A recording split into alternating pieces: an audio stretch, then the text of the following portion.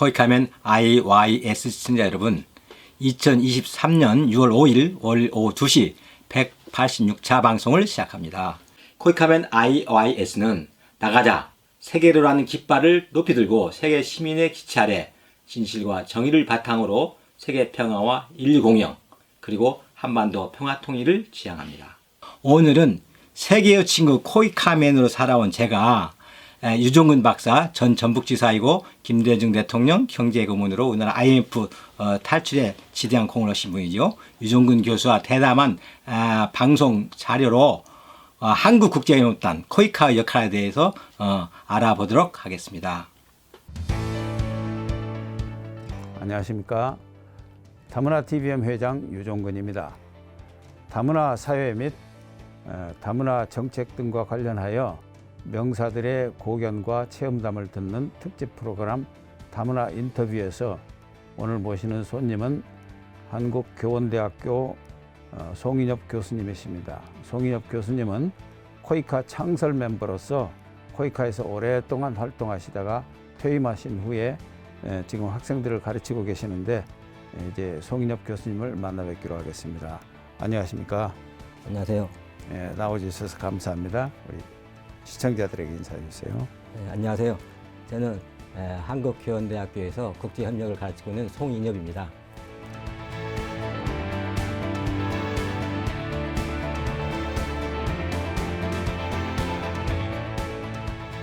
코이카 창설 멤버로서 오랫동안 활동을 하시고 거기서 퇴임하셨는데 코이카가 어떤 단체인지 좀 소개 좀 해주시죠.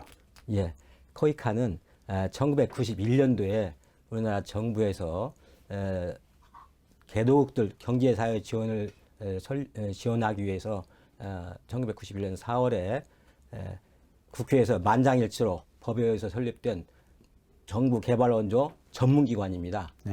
예, 보통 우리가 정부 기관이라면 정부 중앙기관하고 투자기관을 많이 알고 있는데요. 그 중간에 출연기관이 있습니다. 네. 그래서 성격은 공무원하고 투자기관하고 그 중간적인 그런 성격을 가지고 있습니다. 네. 그러니까 1991년에 대한민국이 과거에 원조를 받는 나라였는데 이제 원조를 하기 위해서 그 설립한 그런 기관이라는.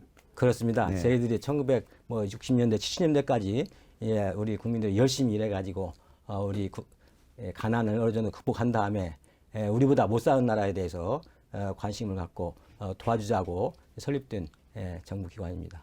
네. 그러면은 코이카에서 쭉 그 창립부터 퇴임하실 때까지 활동을 하셨는데 이제 현장 활동을 많이 하셨잖아요. 그 주로 어떤 일을 했습니까? 예, 저는 국제협력단에서도 창립 이래로 해외 원조 일선에서 일을 많이 했습니다. 주로 재난이 일어나고 전쟁이 일어나는 나라, 예를 들면은 이라크나 또 에티오피아처럼 아주 최貧국, 또 IT 2010년도 1월달에 대진이 일어난 후에 저희 지사가 없었는데 급파돼가지고 거기서 2년 동안 그들의 어려움과 같이 하면서 우리의 물자와 우리의 기술을 가지고 그들의 재건에 앞장서 도와주고 왔습니다. 네. 한국 교원대에서 ODA에 관련해서 강의를 하신다고 들었는데 이제 ODA 흔히 공적개발 원조라고 그러죠? 네, 그렇습니다. ODA에 대해서 좀 설명 좀 해주시죠. 이제 ODA 오다라고도 하고요. 예. 영어로는 Official Development Assistance의 두음자입니다. 정부 개발 원조. 이 선진국이 후진국의 정부 차원에서 경제 사회 지원을 위해서 도와주는 원조 돈을 ODA라고 합니다. 그래서 유엔에서는 1960년도에 유엔 총회 결의에 만장 결의에 의해서 선진국은 후진국의 0.7% 자기나라 GNP의 0.7%는 반드시 개도국의 경제사회 지원을 위해서 돈을 써라 이런 결의도 한 바 있습니다. 예. 그러나 그 수치는 안 지켜지고 있죠. 그 수치가 0.7%를 하는 나라는 선진국 한 30개 중에서 한 5개국, 주로 북유럽, 스웨덴, 노르웨이, 핀란드, 네덜란드, 덴마크 5개국만 0.7% 이상을 하고 있습니다. 그래서 원주의 선진국이라고 부르는데요. 그 OECD 35개국 그 회원국 중 평균이 유엔의 0.7% 반절인 0.35%를 쓰고 있습니다. 우리나라는 참고로 0.35% 반절도 안 되는 0.15%를 쓰고 있습니다. 그런데 이제 우리나라가 유엔 권고 수준의 4분의 1도 안 되는 수준인데 그럼에도 불구하고 이제 어떤 사람들은 내 코가 석자인데 당장에 국내 문제를 해결하는데도 돈이 더 필요한데 굳이 해외 원조를 해줘야 되느냐 이제 이런 문제 제기를 하는 분들이 계신데 그럼에도 불구하고 반드시 우리가 선진국으로서 ODA에 참여해야 한다고 그렇게 이제 주장을 하시는데 그 이유에 대해서 한번 설명을 해주시죠.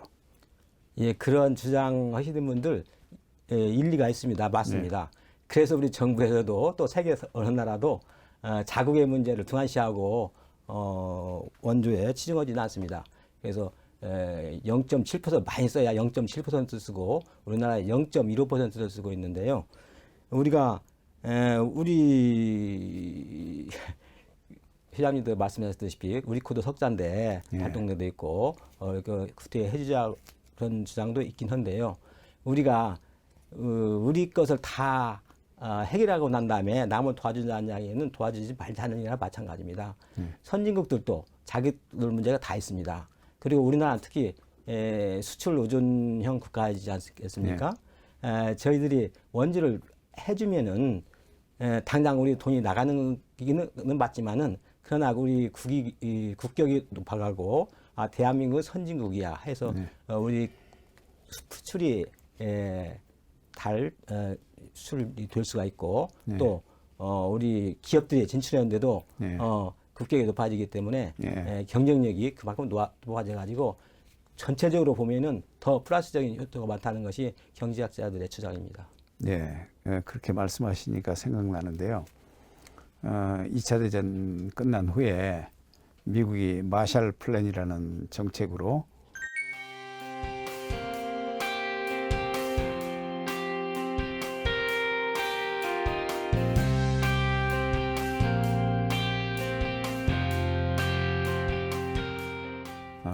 미국의 전쟁을 걸었던 독일이나 일본 같은 이탈리 이런 나라들 뿐만 아니라 또 전쟁 피해 국가들에게 경제 원조를 해줬거든요. 그렇습니다. 네, 그래서 영국의 당시 윈스턴 처칠 수상이 이거는 위대한 이타적 행위다라고 평했는데 50년 후에 마샬 플랜을 역사학자들이 평가할 때 뭐라고 했냐면 이타적인 행위가 아니고 이기주의인데 과거에는 미련한 이기주의를 해서 남의 나라에 가서 전쟁을 해서 뺏어오고 그랬지만 이거는 개화된 이기주의다.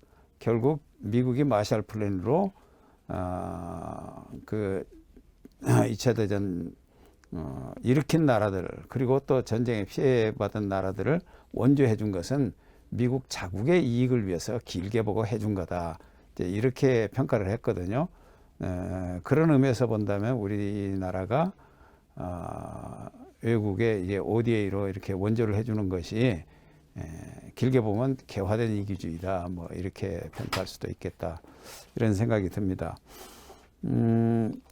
이제 공적 개발 원조를 우리가 시작한 지가 이제 한 30년은 안 되고 26년이 됐네요. 그렇습니다. 네, 그런데 그동안에 어떠한 성과를 거뒀는지 한번 말씀해 주시죠. 예. 저희 이제 코이카 국제협력단 지역사무소가 45군데에 있는데요. 다 후진국에만 있죠. 개발도상국에만 있는데, 저희들이 유일하게 원조 받는 나라에서 원조 주는 나라로 됐기 때문에 다른 나라들에 주는 그 효과는 아주 지대합니다. 미국이나 일본이나 영국 같은 나라는 본래 선진국이고 뭐 잘살되었니 하지만은 한국에 나갔다 가면은 자기들은 전쟁, 6.25 전쟁을 생각하고 또 우리 70년대, 80년대 아주 열혈 데모 이런 것만 생각하고 있는데 이렇게 발달된 모습을 보여주고 저희들이 직접 그 병원을 지어주고 학교를 지어주면은 자기들도 할 수 있겠다는 생각을 저희들이 설명을 하기도 전에 먼저 압니다. 그래서 저희들이 주는 효과가 같은 같은 돈을 주더라도 선진국가 주는 것보다 그 사람들이 주는 자신감 이런 것에 대해서 아주 큰 효과를 발휘해 가지고 그 나라 국민들이 지도자들이나 또는 시골에 가던 이런 농민들도 코리아를 배우고 싶어하고 그렇게 물어오고 있습니다. 조금 전에 그 원조를 받는 나라에서 원조를 주는 나라로 이렇게 전환된 유일한 나라라고 우리나라를 그렇게 그렇습니다. 평가했는데 아시아의 다른 그 나라들도 뭐 혹시 그런 케이스가 없습니까? 아시아뿐만 아니고 전 세계적으로 없습니다. 지금 1945년 2차 대전 종전 후에 독립된 국가 또 그 후에 개도국에서 선진국이 된 나라 중에서 원조를 하는 나라는 저희 나라뿐이 없습니다. 그건 참 자랑스러운 그렇습니다. 저희 사실이네요. 아버지 세대가 너무나 열심히 한 덕입니다. 물론 뭐 아시아에 이렇게 과거에 가난하다가 이제 우리처럼 좀 부유하게 된 나라들이 없는 것도 아닐 텐데 그래도 원조를 해주는 나라는 우리밖에 없다. 그렇습니다. 그동안 여러 매체를 통해서 교수님께서 차관 같은 그 유상원조보다는 무상원조를 하는 것이 바람직하다고 말씀을 하신 걸로 알고 있는데요. 유상원조보다 무상원조의 비율을 높여야 하는 그 당위성, 그 이유를 한번 설명해 주시죠. 그 문방 회장께서 말씀하셨다시피 원조에는 크게 유상원조와 무상원조가 있는데요. 유상원조는 지금 우리나라 체계상 재경부하고 수출입은행에서 하고 있고 무상원조는 외교부하고 저희 국제협력단에서 하고 있습니다. 전에는 선진국들도 유상원조를 도로도로 했습니다. 근데 지금 유상원조를 하면은 그 수원국에서 받아가지고 20년 후에 장기 절이인데요. 20년 거치 15년 분할 상환인데요. 이자는 옛날에는 3% 4% 했는데 지금은 0.1%입니다. 뭐 이자 없는 거나 마찬가지인데 함에도 불구하고 후진국이 그 돈을 받아가지고 잘 사용해서 20년 후에 갚으면 좋은데 대부분 못 갚습니다. 후진국이 특성상. 그래서 나중에 부채 탕감으로 이어지고 그러고 있는데 그 과정에서 돈을 달려고 꼭 우리 대표단이 가고 하는 게 모양새도 좋지 않고 또 후진국 수원국 자체도 그래요.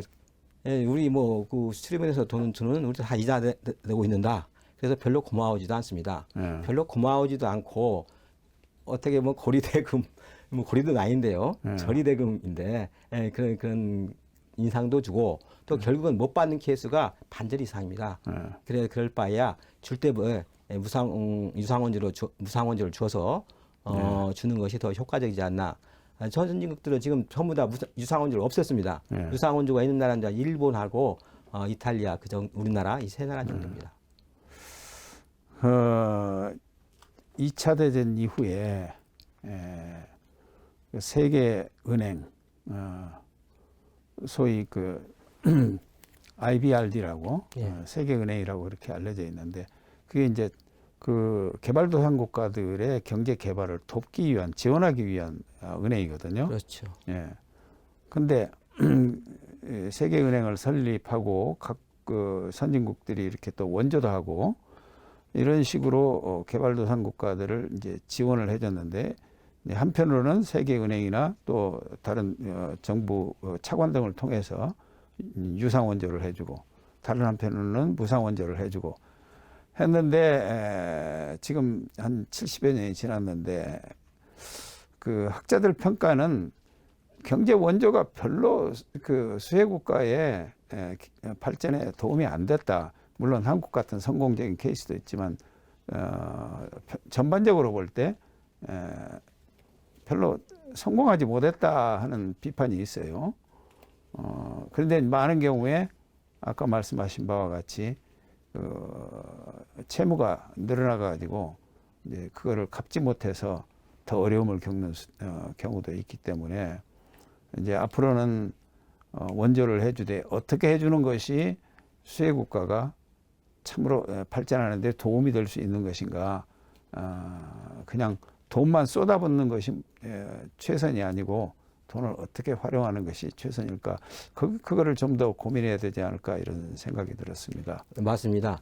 그래서 저희 국제협력단에서도요. 예. 원주를 이제 단순히 우리 다들 말씀하시지만은 고기를 주는 것보다 고기 잡는 법을 알려줘야 된다고 네. 해서 저희들이 그 경제사회 인프라 구축에 많은 노력을 기울이고 있습니다. 예. 근데 1945년 종전 이후로 예. 2차 대전 이전까지는 선진국들이 후진국을 약탈하는 것이 우리 부끄러운 역사 아니겠습니까? 그런데 1945년 유엔이 태동되고 남부터부터는 선진국이 후진국을 도와주자 이런 기운이 퍼져가지고 지금 있는데 그 뒤에로 많은 돈이 선진국에서 후진국으로 흘러갔지만은 후진국은 지금도 개발도상국이고 그런 면이 없지 않아 많습니다.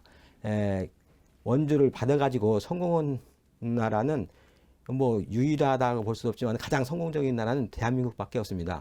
아까도 말씀드렸지만은 유상 원조를 받아가지고 나중에 20년 내에 갚는 나라가 그렇게 많지가 않습니다. 근데 대한민국은 다 갚았습니다. 그리고도 저희들은 해외에서 원조를 조금 받아가지고 그것이 종잣돈으로 해서 크게 된 것을 우리는 많은 것을 찾아볼 수가 있습니다. 예를 들자면은 우리 울지로 오가에 가면 육가인가요? 가면은 우리 중앙 서울 우리원이 있습니다. 그것도 이 6.25 사변 때 스웨덴, 노르웨이가 100만 불씩 내가지고 400만 불씩 내준 그 병원인데 지금은 그 규모가 뭐 수십억 달러 될 거예요. 그리고 우리 중앙직업훈련원도 독일에서 우리 누나들이 또 형님들이 탄광에서 또 요양원에서 열심히 일하는 것을 보고 저희들한테 900만 불 준 돈 가지고 만든 게 중앙직업훈련원입니다. 그 직업훈련을 우리는 크게 발전시켰고 또 키스트도 우리 형님들이 월남에 파병 것을 고마워가지고 미국에서 900만 불 준 돈을 가지고 만든 것이 키스트인데 이렇게 눈부시게 발전했지 않습니까? 근데 지금 개도국들의 문제점은 저희 선진국들이 도와주면은 그렇게 한국처럼 불리지를 못하고 그것이 문제입니다. 그것을 하기 위해서 지금은 교육 분야에 많은 힘을 기울이고 있습니다. 거기까지. 뭐 이거 얘기하기로 하면은 여러 시간 얘기해도 시간이 모자랄 것 같습니다. 다음으로 넘어가서 활동하시는 동안에 해외 현장에서 활동하시면서 신변이 좀 어려웠던 그런 경우도 있었다고 들었는데 한번 가장 위태로웠을 때가 언제였습니까? 저희들이 이제 특성상 개도국에만 가니까 여러 가지로 우리나라보다 불편한 점이 많이 있긴 합니다. 꼭 들자면은 제가 2005년도에 김선일 사건 이후에 자이투 무대와 같이 이라크에서 2년 근무했습니다. 그때는 나갈 때는 철모의 방탄조끼에 또 방탄차를 타고 가고 한 번은 그 모슬에 미군하고 또 미국 유세에도 회의하려고 미군 헬기를 타고 갔습니다. 가고 바로 떠나고 거기에서 또 폭탄 테러도 있었고 그런 적이 있었고 그다음에 이라크가 아니고 IT에서는요 그때 지진이 나가지고 30초 만에 32만 명이 죽었습니다. 그때 32명 중에 34명은 유엔 고위관입니다. 유엔의 사무처장을 비롯해서 뭐 과장급 이상 34명만 회의하다가 회의장이 폭삭 들었는데 다 압사했습니다. 그래서 그 당시에 유엔 사무총장이신 반기문 총장님 또 그 당시에 또 전 클린턴 대통령이 같이 와가지고 예. 애도도 편 적도 있는데 그때 또 바로 그 지진 와중에 예. 콜레라가 창궐을 했습니다. 예. 콜레라가 창궐을 해서 공식적으로 한 5천 명이 죽은 걸로 나오고 비공식적으로는 뭐 20만이 죽었다는 말도 나오는데요. 그때 제가 댕기에도 걸렸고 그래서 그때 치료를 병원에 갔더니 예. 병원을 가면은 더 아플 것 감염들. 같아요. 그래서 미루고다가 나중에 이웃나라로 급송이 됐는데 그래서 지금 그때 제대로 못 해가지고 귀도 이 귀하고 제 귀가 지금 틀린 귀가 됐습니다. 아, 그래요. 예. 그래도 그 지진 현장을 아슬아슬하게 모면했네요. 지진 현장은 저는 지진이 끝난 다음에 갔으니까 지진이 끝난다고 네. 한 달에 갔으니까 괜찮은데요. 우리 지진이 나자마자 저희 협력단에서는 119 예. 119 대원들 50명을 모집해 가지고 바로 지진 난 지 한 3일 만에 거기 도착해서 한 2주 동안 인명 구조에 힘썼고요. 바로 또 일주일 만에 근데 유엔 그 고위층 인사들이 회의하다가 그건요. 예. 그 아이트라는 나라는 특이한 나라인데요. 중남에서 가장 잘 사는 나라였습니다. 1950년대까지만 해도. 네. 그런데 56년 드발리 정권이 들어서부터 굉장히 망가졌는데요. 독재는 다 그렇게 되는 거예요. 그래서 1986년에 민중의 힘으로 드발리의 아들이 물러났습니다. 네. 아버지는 자연사했고 아들이 대통령인데 물러났는데 그 뒤에 민주정권이 들어서면은 군부에서 쿠데타를 일으켰습니다. 예. 4번을 일으켰습니다. 그러니까 유엔에서 군대를 해산시켰습니다. 그래서 유엔이 신탁 통치를 했죠. 유엔 신탁 통치를 유엔이 2만 명을 파견해 가지고 치안을 맡고 유엔 사무처장이 와서 그 나라 경제를 다 그 주도해 나갔죠. 그래서 그 고위 관리 34명이 그냥 압사했습니다. 회의 중에. 네, 그랬군요. 그동안에 뭐 직업의 특성상 여러 나라 이렇게 돌아다니면서 이제 근무를 하셨는데 이쪽에서 어느 정도 적응을 하고 나면은 또 다른 나라로 파견돼 가지고 가서 또 그 나라를 이제 현지 그 언어도 좀 배워야 되고 문화도 또 알아야 되고 이렇게 빨리빨리 적응을 해야 되는데 특별한 노하우가 있습니까? 예, 특별한 노하우가 있겠습니까? 학문의 왕도가 없다듯이 그때 말씀드리자면은 그만 말씀드린 대로 2, 3년 만에 한 번씩 임지를 제가 8개국에서 근무를 했는데요. 또 국내에서도 또 더러 하니까 항상 2, 3년 만에 한 번씩 타국을 이렇게 돌아다니면서 근무를 하게 됐는데 우선은 그 나라를 관심을 갖고 또 사랑하고 하면은 언어는 이렇게 바로 시간이 걸리기 때문에 좀 어눌하지만은 그 나라 사람들이 또 저를 친근감 갖고 대하고 그러면서 그 나라 역사를 좀 알게 되고 그런 하여튼 그 나라를 먼저 사랑하는 것이 가장 중요하지 않나 관심을 갖고 그렇게 생각합니다. 이렇게 여러 나라의 역사, 문화, 언어를 이제 접하시면서 또 동시에 우리나라 문화와 역사를 알리는데도 많은 노력을 하시고 집필도 많이 하신 걸로 알고 있는데 이런 책들 어떤 내용인지 또 이 집필과 관련된 재미있는 에피소드가 있다면 좀 얘기 좀 해주시죠. 그럼 두 가지 말씀드리죠. 제가 이라크에서 2년간 근무할 때 근무 막바지에 이 페시메르가 연이라는 책이 미국에서 발간이 됐습니다. 미국 최고 여리작가 진 세이슨이 지은 영어로 된 소설인데요. 배경이 이라크입니다. 배경이 이라크. 근데 우연히 이 책이 이 영국하고 미국에서 동시에 발간이 됐는데 영국에 있는 제 후배 총영사가 이 형님 근무한 지역을 배경으로 좋은 소설이니까 한번 읽어보시라고 보쳐왔어요. 그래서 읽어봤더니 너무나 재미있어요. 이 페시메르가 연인, 이 페시메르가라는 말이 참 의미심장한 말인데요. 조국을 위하여 목숨을 버리고 싸우는 전사라는 말입니다. 페시메르가라는 말이. 그래서 이라크 전사들이 자기 나라 민족을 위해서 싸우면서 아름답게 사랑하는 그런 재미있는 소설이에요. 되게 싫어합니다. 예. 그래서 제가 영어는 잘 못하지만은 제가 있던 거이기 때문에 꼭 우리 국민들한테 알려주고 싶어가지고 이 책을 번역해서 발간했는데요. 이 책을 내가 그 번역 흘무렴에 그 총리를 만났습니다. 그걸 번역했더니 너무나 고맙다고. 그러면서 저를 출판비를 줘요. 근데 5만 불을 비서를 못 가져 주는 거예요. 그래서 제가 이것은 우리나라는 이거 유가로 하기 때문에 받을 수 없다, 안 받겠다 했더니 안 팔리면 어떻게 하느냐고. 그래서 안 팔려도 이거 저는 인쇄 받고 우리 국민들이 알아서 볼 거라고 안 받은 적이 있는데요. 이 책이 그래도 국내에서도 한 5판까지 발행돼서 한 2만 5천 권이 팔렸습니다. 많이 팔렸네요. 그다음에 말씀하신 이 강류, 이 책은 우리 국민들은 반드시 또 읽어야 될 책이 내가 젊은이들 읽어야 할 책이고. 왜냐하면은요, 이 강류는 우리나라 6.25 참전 16개국 중에 한 나라지 않습니까? 에티오피아가. 에티오피아 그 강류 부대 이름입니다. 이 강류란 말도 또 의미 심장한 말인데요. 초전 박살 그런 말입니다.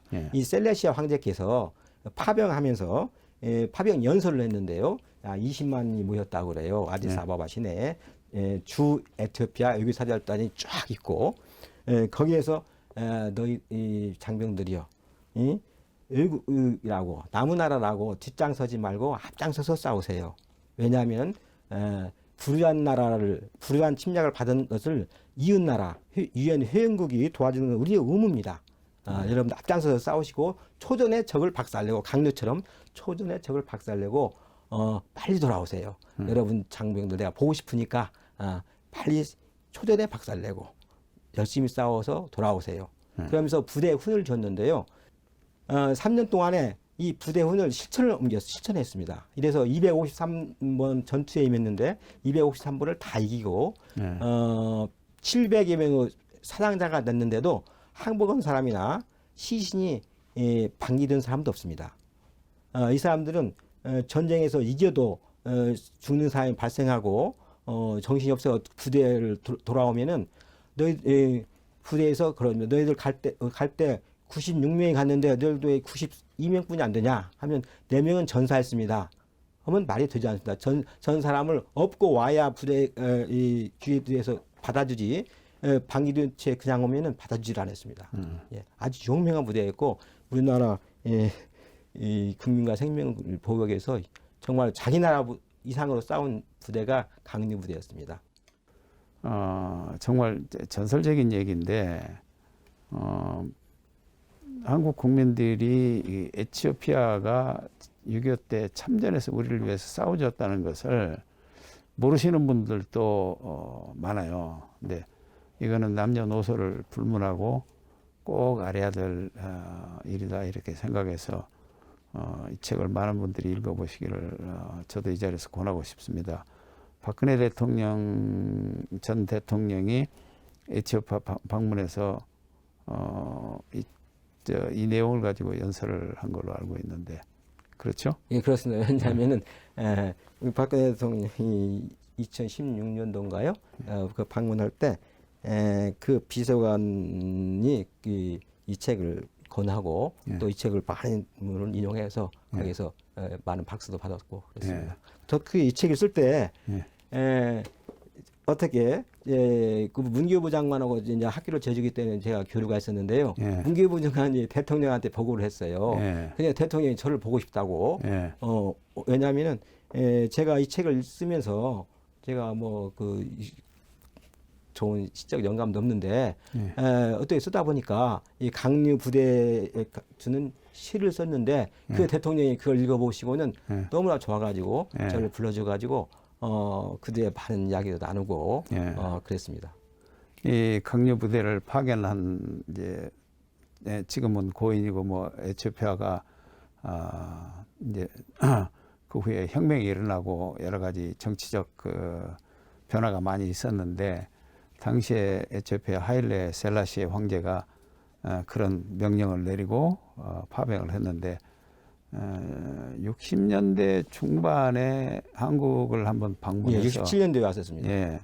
저는 그때 군대에 있다가 경호 요원으로 차출된 적이 그렇습니다. 있었는데 한국과 특별한 인연이 있었죠. 예.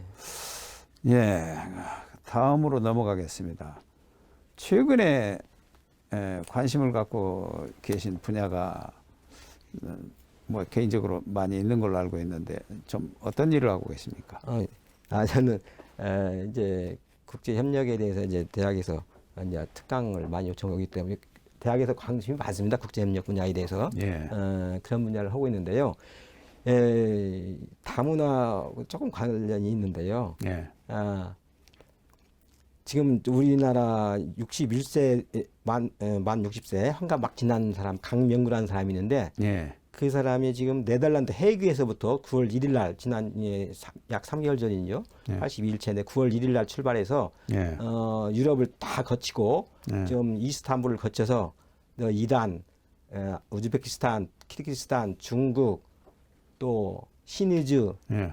또 단동에서 시느즈, 예. 평양 그리고 서울로 올 계획을 가지고 있습니다. 16,000km를 하루에 45km씩 달려가지고 예. 오는데 그 도와주는 사람들이 우리나라 한인 사회들이 많이 도와주고 있습니다. 예. 그 사람이 내걸고 있는 것은 세계 평화를 위한 한국의 한반도 평화 통일입니다. 그 한 가지 기치를 내걸고 하루에 45km씩 자기 생필품을 자그마한 수레에 밀고 그래서 하루에 45km를 달리기 위해서는 하루에 7시간 내지 14시간씩 달리고 있습니다. 하루도 쉬지 않고 지금 이스탄불 근처에 와 있습니다. 그분 응원 사업을 하고 있습니다. 예. 하루에 45km면 마라톤 풀코스가 조금 더 되는데요. 수레를 밀고 뛰려니까 그렇습니다. 시간이 많이 걸리고 힘들겠네요. 하루에 7시간 내지 14시간 달리고. 근데 문제는 그럼 이제 단둥에서 시누지로 건너서 평양을 통해서 그럼 그 판문점을 통해서 한국으로 그렇습니다. 들어오시려고 하는데 예.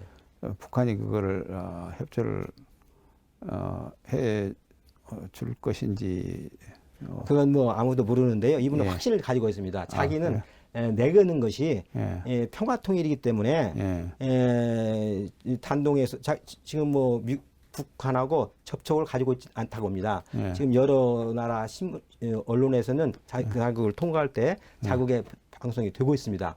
우리나라 방송사들 너무나 바빠가지고 KTV에서만 나오고 KBS나 이런 데서는 안 나오고 있지만은 그래서 그런 기운이 만족적으로 1년 14개월 동안 잘 오면은 단동에서 김정일 위원장 나는 평화 통일을 위해서 달려왔습니다. 위해서 내 나라 문 좀 열어주세요. 그러면 안 열어주겠습니까? 하는 강한 신념을 가지고 그 사람을 뛰고 있습니다. 아이고 부디 꼭 성공하시기를 기원하겠습니다.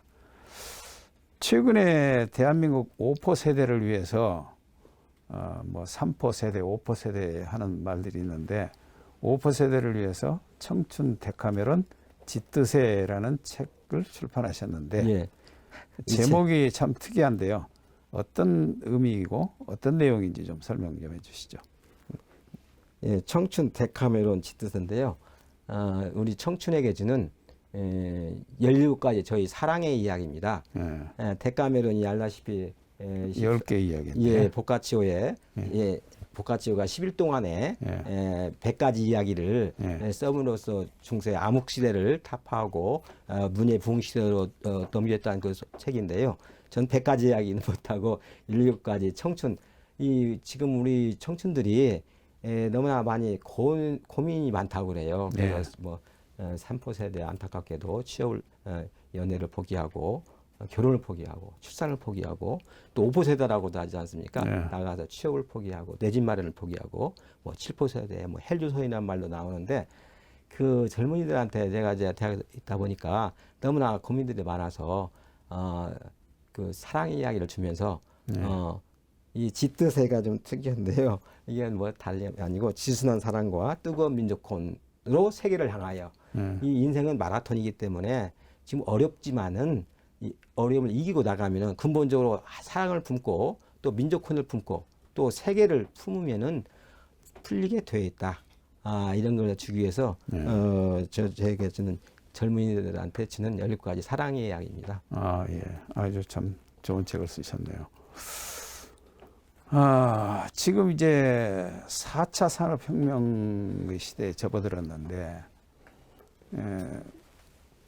이렇게 경제 구조가 이렇게 빠르게 변화하면서 선진국은 더욱 빨리 발전을 하고, 또 산업 기반조차 갖추지 못한 개발도상국은 따라가기가 점점 힘들어지고, 뭐 자본의 격차뿐만 아니라 이제 기술의 격차까지 가해지기 때문에 이런 상황에서 앞으로 공적 개발 원조가 어떻게 변화하고 적응을 해야 되겠습니까?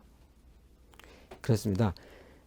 부익부 빈익빈 현상이 어디서 나타나는 현상인데요. 그것을 극복하기 위해서 ODA 분야에서도 노력을 하고 있습니다. 저희 4차 산업혁명이라고 작년인가요? 1월 달에 다보스 포럼에서부터 해서 세계적으로 지금 이슈화 되고 있는데요. 디지털 기술을 바탕으로 해서 모든 과학적인 것들이 벽이 허물어지고 또 융합돼 가지고 시너지 효과를 발생하는 가장 큰 경제 혁명이랄까 이런 것이 지금 태동이 되고 있는데, 저희 ODA 분야, ODA라는 것이 원조이다 보니까 본래는 BHN, 베이직 휴먼 니즈라고 인간 기본 욕구, 쉽게 말하면 배고픈 것, 아픈 것, 기술이 없어서 직업이 없는 것, 이런 것들을 도와주는 것으로 시작했지만은 ODA 분야가 지금은 유연히 넓어져 가지고 모든 분야를 다 포괄하고 있습니다. 단지 세 가지 것만 저희들이 안 하고 있는데, 정치적인 것, 종교적인 것, 그다음에 군사적인 것, 이 분야만 제외고는 다 도와주려고 하고 있고, 특히 요새 ICT라고 해서 정보 기술 혁명이 있지 않습니까? 이 분야에 대해서도 개도국들한테 도움을 주기 위해서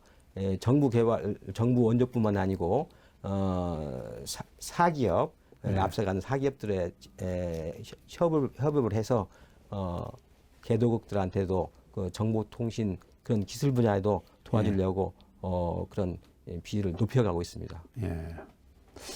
결국은 이제 이런 선진국가 개발도상국가의 이런 격차를 극복하기 위해서는 특히 이제 4차 산업혁명 시대에는 더욱더 이제 지식이 중요한 시대가 되는데, 교육에 충분한 투자를 해야 된다 이런 생각이 드는데 동의하십니까?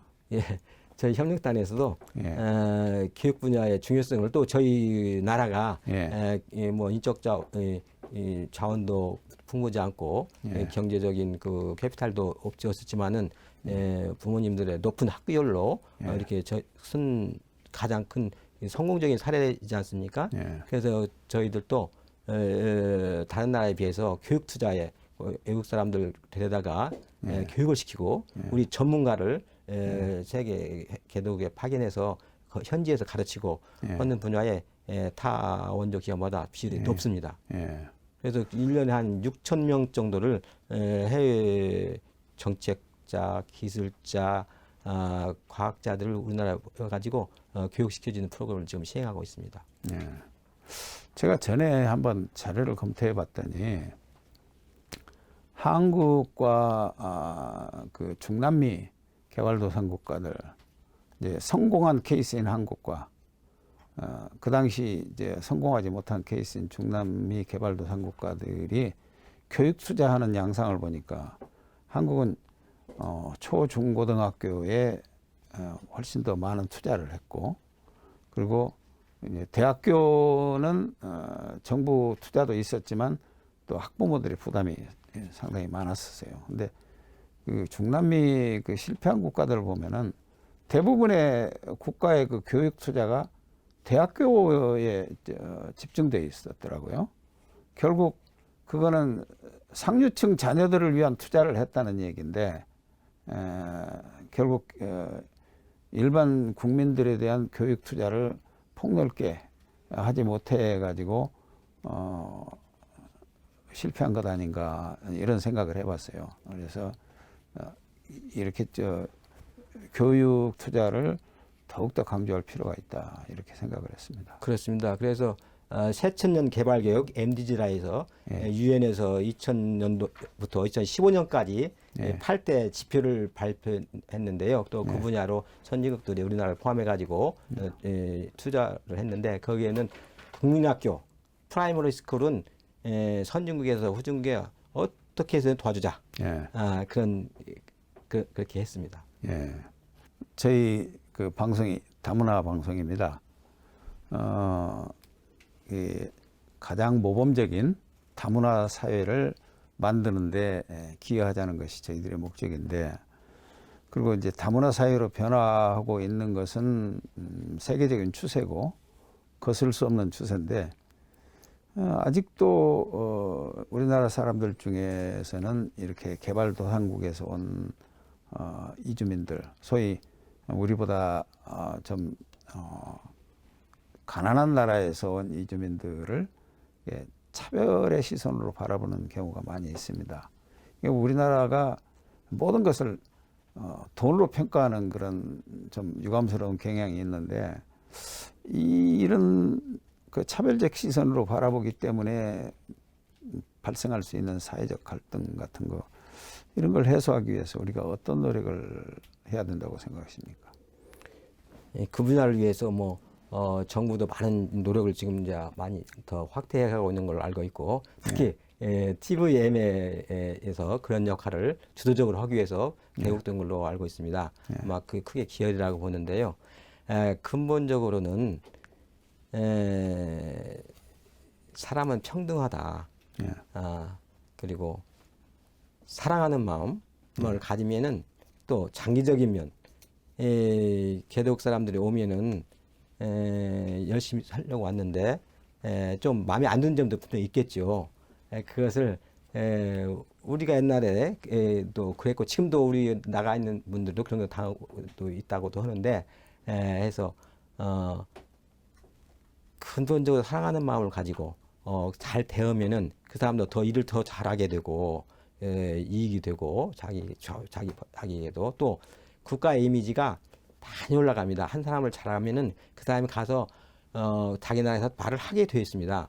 여기서 나쁜 대우를 받으면 나쁜 대우를 받았다는 얘기를 해서 코리아 조금 부자가 됐지만 아주 나쁜 나라라고 이렇게 금방 나오게 되어 있고, 우리가 인내심을 갖고 잘 도와주면 그 사람이 더 일을 열심히 하게 되고 나아가서 자기 나라에 가서 한국을 100배, 1000배 선전을 합니다. 우리 외교관보다 더 큰 역할을 합니다. 그 사람들이.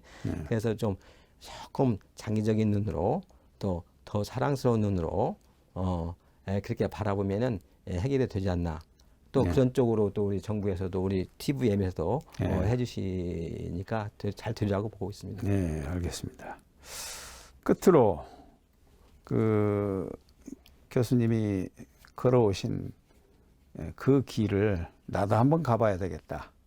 나도 이런 분야에서 좀 커리어를 한번 쌓아보고 싶다 하고, 이제 많은 청년들이 또 뭐 대학교에서도 배우고 있고 한데요.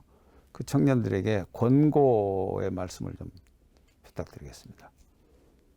예. 제가 협력단에서 정년퇴직하면서 쓴 책에 우리의 일터는 5대양 6대주다 그런 책이 있습니다. 그 책은 제가 이제 협력단에 들어가서 왜 우리나라의 아까운 세금을 가지고 외국 사람들 도와줬는가, 어떻게 도와줬는가, 그게 어떠한 효과를 가져왔는가, 앞으로는 어떻게 하는 것이 더 효과적일까, 그러한 책인데요. 우리 젊은이들한테 제가 드리고 싶은 말씀은 우리의 일터는 정말 5대양 6대주입니다. 이제 더 교통이 더 발달하고 통신사에 발달해가지고 더 피부적으로 느껴지고 있는데요. 그래서 모두 열린 마음으로 준비를 하면은 그게 국내가 됐던 해외가 됐던 결국은 열심히 사랑하는 마음 가지고 닦아 나가고 또 학문에 하다 보면은 길이 되게 있습니다. 그러니까 국내에서 열리든 해외에서 열리든 두려움을 갖지 말고 하도록 하기 위해서, 그날을 위해서 지금은 준비를 열심히 해주십사. 저는 그렇게 당부드리고 싶습니다. 예, 장시간 여러 가지 유익한 말씀 대단히 감사합니다. 감사합니다. 예. 이상으로 한국교원대학교 송인엽 교수님 모시고 여러 가지 유익한 말씀을 들었습니다. 경청해 주신 시청자 여러분께도 감사드립니다. 대단히 감사합니다.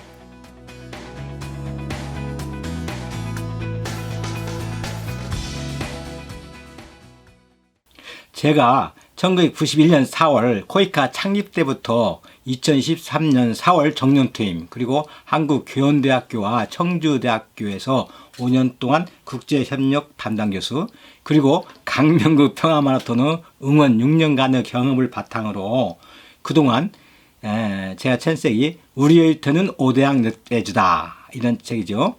역사 발전과 인류공영, 패시메르가의 연인, 강류, 시로네라는 세계여행, 나는 달린다, 유스 데카메론, 또 미국에서 발행한 라이트 패스 유스 데카메론 등 37권의 책을 국내외에서 만들어 주로 젊은이들과 함께 소통하고 있습니다. 그리고 국제협력과 인류공영, 봉사, 여행, 도전, 그리고 사랑이라는 주제로 최고의 과정과 각 대학 그리고 기업에서 특강을 실시하며 보내고 있습니다. 거기까 하면 시청자 여러분, 우리 대한민국은 1991년에 한국국제협력단 코이카와 한국국제교류재단 KF를 창립하여 91년이죠. 우리 외교를 후진국형 외교에서 선진국형 외교로 탈바꿈하여 이 지구촌에서 인류 공영을 위해 우리나라의 역할을 충실히 하고 있습니다. 그럼 저는 다음 시간은 살아있는 이 시대의 성자로 불리는 박정수 원불교 교무님에 관한 가슴 따뜻한 이야기로 여러분을 찾아뵙겠습니다. 주위 젊은이들과 같이 시청하여 주시기 바랍니다. 감사합니다.